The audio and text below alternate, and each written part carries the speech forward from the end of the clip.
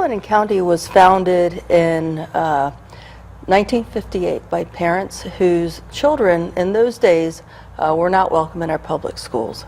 People with intellectual and developmental disabilities have been a really marginalized population in this country and in our society. And people really are not aware of the kind of life that a parent or a family, we're all just about one genetic marker away from a very different life. And if your child is born with a disability, today we have a lot more support. Certainly the ARC is one of those organizations that supports people with IDD. But back in the day, there wasn't anything. And so a group of parents got together right here in Groton in a living room, passed a hat, and collected $10.69 for the education of their children.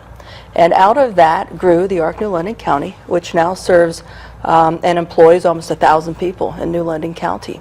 And we provide everything from residential supports to job coaching, vocational training.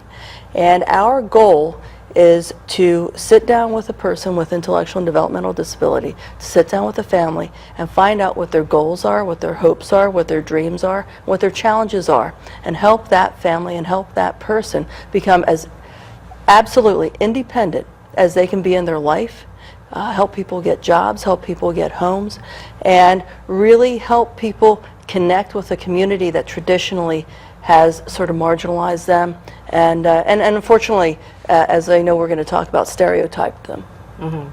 We help people in every aspect of their life. In whatever respect you might be looking for, say, a house or a job, or help in your home, that's what we would provide. And so the ARC New London County operates 14 houses, community living homes throughout New London County, which house anywhere from 3 to 5 people who may go to jobs, they might have medical supports that they need.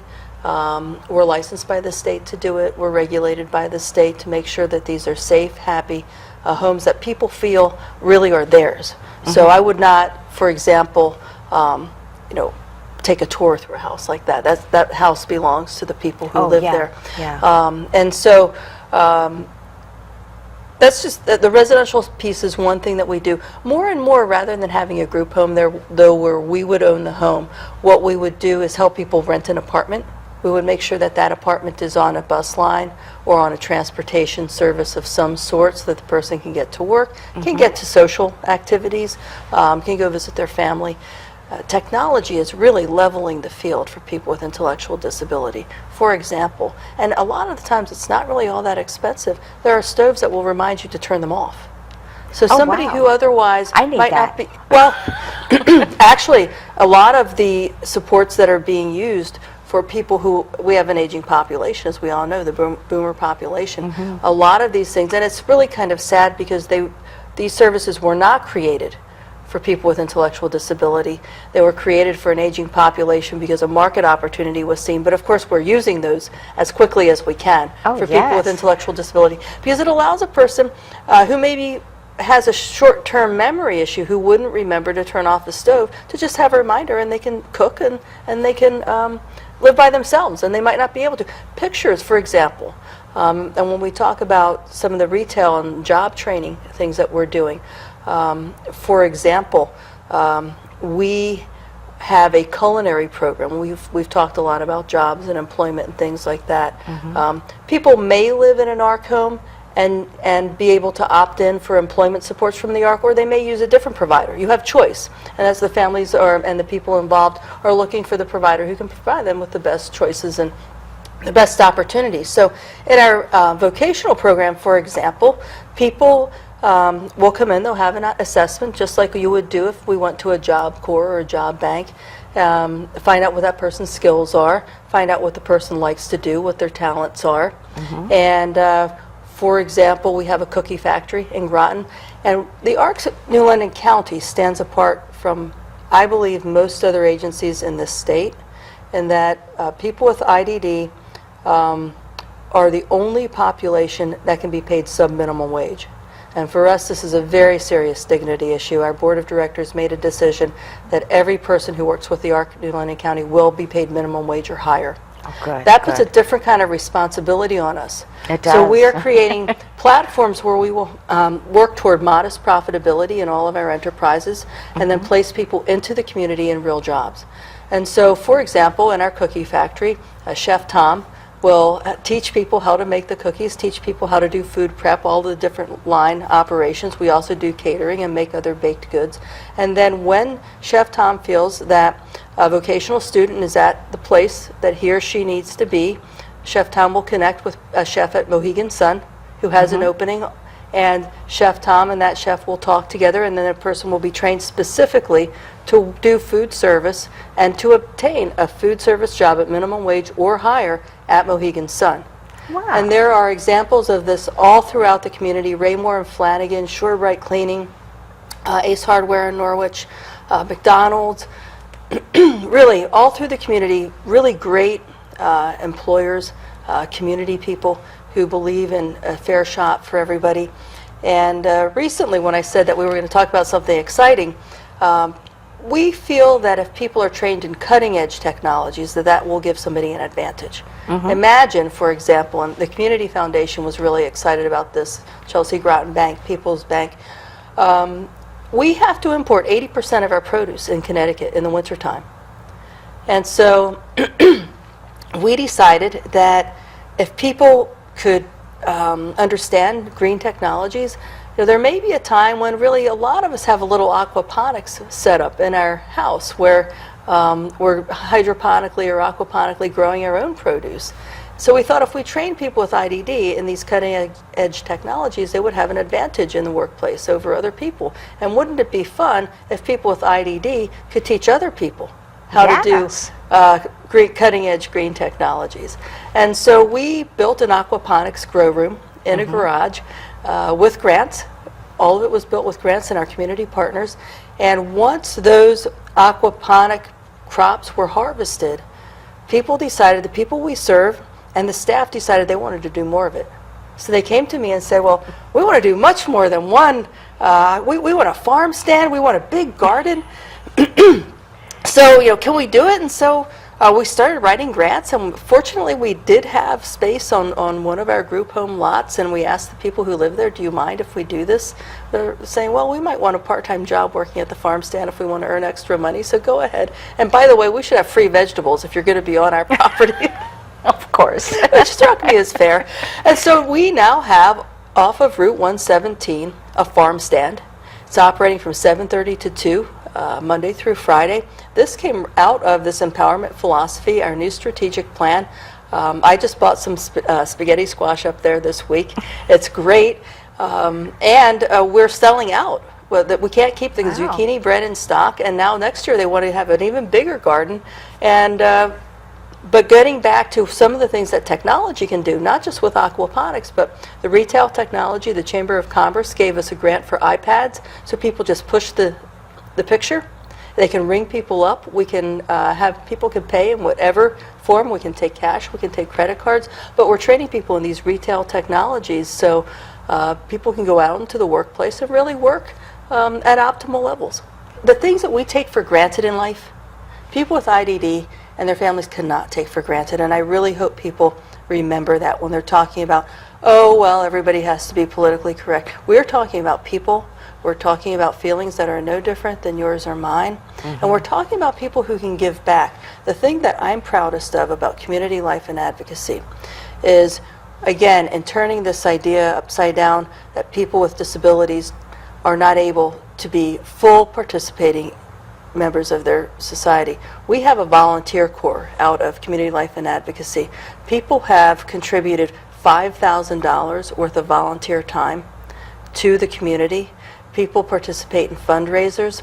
People have been helping with the Hartford Marathon. We have a guy named Aaron who cheered people on. He had over 200 shares on Facebook. People said, who was that guy at the finish line? I almost didn't finish, but he helped me to cross the line.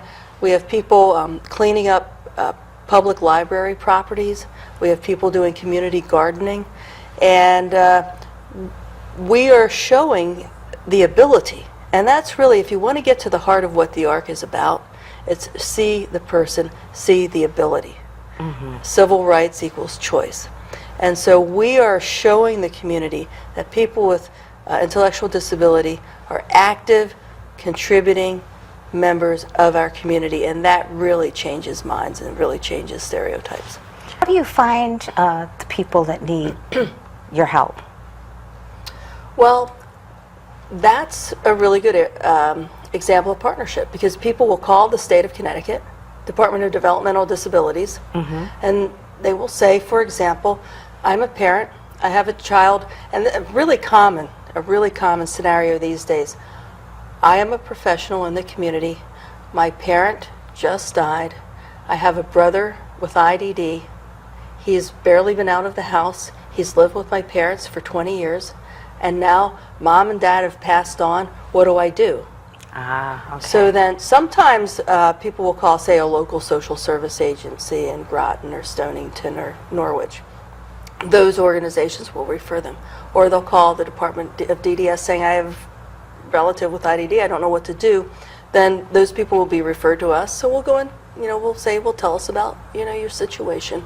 What is it that you need? And then we'll help get people back on track. And you would be surprised. I mean, we have people, doctors, lawyers, who really don't know where to turn. Professional people who know how to navigate society and say, if I'm a doctor and I have this problem, imagine the kinds of situations that are out there where people really need support with and don't actually know where to turn. So you can always call the Ark-New-London County. You can actually call almost any social service agency. If it's not what we do, we'll hook you up. And we may make 3 calls, we may make 5 calls, but we'll do what we can to hook you up with the service. I had somebody in Hartford call me who had a family crisis in Tennessee. And I called the executive director of the Ark of Tennessee, who contacted Protection and Advocacy in Tennessee, hooked the family in Hartford up with the right people in Tennessee, and got help for a parent who was in a bad situation in Tennessee. Oh, wow. Well, for the last year, the Ark-New-London County's been exploring its mission and vision. I talked about talking to some of the original founding families. And so after 63 years of being in business, the question becomes, well, are we doing what we set out to do? Are we doing it optimally? And so we had a year of discernment. We went and sat down with the families who founded the Ark, asked them what their goals were, and then we asked every employee at the Ark to write on a piece of paper why they come to work every day. And then we sat down with the people we serve in the families and the Department of Developmental Disabilities and said, what are the needs in the community? What do you need from us? And out of that came a refreshed, it's really not new, but it's a refreshed mission and vision rooted very squarely in 2015 and the next 5 years in terms of service to this community. And basically our mission, to partner with people living with intellectual and developmental disability for equal participation and inclusion in the communities of southeastern Connecticut. Now, I want to be sure that every single person, including me, who walks in the door at the Ark-New-London County understands what that means. So we boiled it down to just one sentence: in partnership for full equality. And we really understand that. And a whole list of goals along the mission and the vision then kind of sprang forth from that. I'll read you a couple of them. For example, civil rights. We partner with people living with disability to promote their voice and champion their perspective. We facilitate in the community the development of natural relationships as opposed to these institutions that we were talking about. So that people have a connection with their communities. Innovation. We continuously break new ground in providing a menu of service options and improve how we operate our organization to bring meaningful change for the future. Family. We encourage and facilitate family education and engagement as fundamental to helping people living with disability achieve positive outcomes. Leadership. We model choice in everything we do. So I don't hire employees. The employees hire one another. We can't empower anybody if the people working at the Ark don't understand empowerment and if our employees aren't fully empowered themselves. And so when we talk later about the services, we're going to have a really fun story about how the people we serve and the employees came together for one of our best service platforms that we have, that we've launched just in the last couple of months. Ooh. And then, finally, we will change our community by modeling and raising awareness of our mission. And, our values are person-centered. We have to act with the utmost integrity. We believe in stewardship. And so all of these things really drive us every day. I don't think anybody comes to work at the Arc New Lenny County with any doubt about what the goal is for that day. It's with the investment that government makes in its nonprofits when we do contract work at a much more favorable cost. We not only save the government money, but we are strong economic drivers in this community. For example, the Arc New London County buys about $120,000 worth of groceries at local grocery stores for our group homes.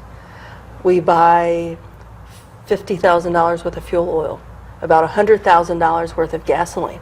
TVCCA, through its fuel assistance program, buys about $220,000 worth of fuel oil in this region, keeping these local family-owned fuel oil companies going. Mm-hmm. So it's not just about helping people to help themselves. It's not just about giving people a hand up. But it's also about helping our local businesses. Really, a cut to nonprofits is a cut to local business.